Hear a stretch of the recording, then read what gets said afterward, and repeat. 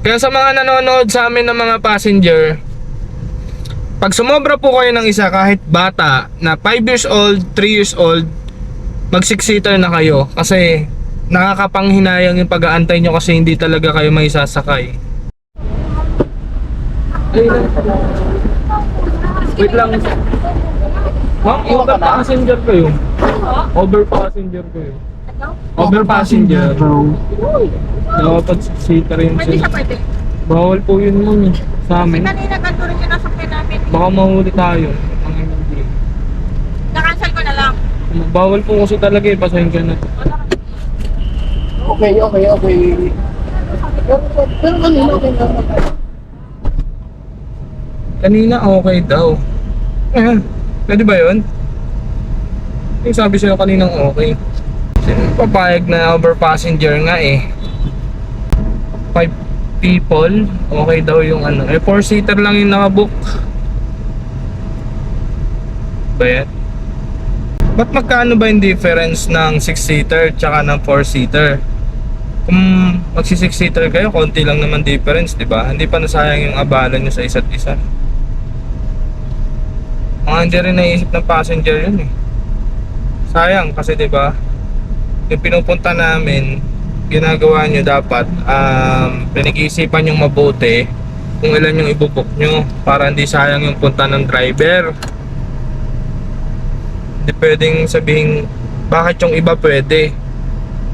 Ang linaw-linaw naman eh, di ba? 4-seater, so 4 na tao lang yon plus yung driver, so 5. Sana maintindihan ng mga pasahero natin. Yung bata kasi okay lang sana kung sanggol eh. Kung mga 7 years old na yan, mas malaking abala yon. Hindi lang naman kasi yon pag nahuli kasi, di ba? Pag may nangyaring banggaan or wag natin sabihin na ano na accident, di ba? Talo na naman yung driver. Tapos sasabihin na naman ng mga enforcer, ay hindi valid reason yun sir. Sabihin mo naawa ka kaya sinakay mo na lang, di ba? Yung iba kasi ayaw magdagdag ng fare.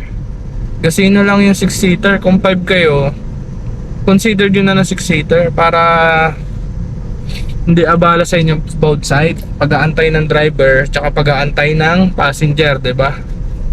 Ganun lang. Napakasimple lang ng explain na yun. Kaya sa mga nanonood sa amin ng mga passenger, pag sumobra po kayo ng isa kahit bata na 5 years old, 3 years old, mag 6-seater na kayo kasi nakakapanghinayang yung pag-aantay nyo kasi hindi talaga kayo may sasakay.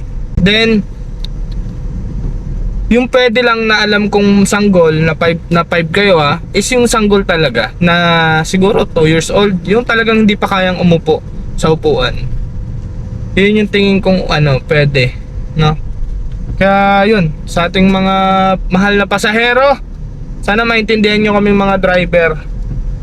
Mahirap kasi magkaroon ng problema tapos sa ending kasi yung driver din yung kawawa, no? Huwag nating isipin na agad masyadong advance na ba yan? Masyado ka namang advance mag-isip, aksidente agad, hindi ganon. Kasi pag nagkaroon ng kunyari sagian or ano man, tas nakita ng enforcer na sobra kayo, automatic yun, over passenger, talo ka na agad doon. So sayang naman, di ba?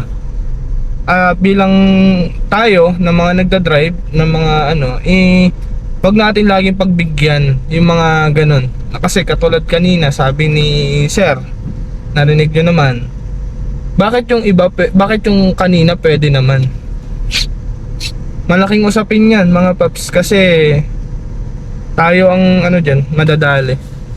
Ang mga pinagbibigyan siguro yung may pet, pero yung over passenger kasama talaga yan sa rules ng LTO, sa rules ng natin ng insurance, diba?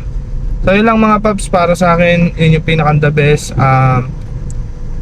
Huwag niyong pagbibigyan kasi bukod sa masasanay mayayari tayo.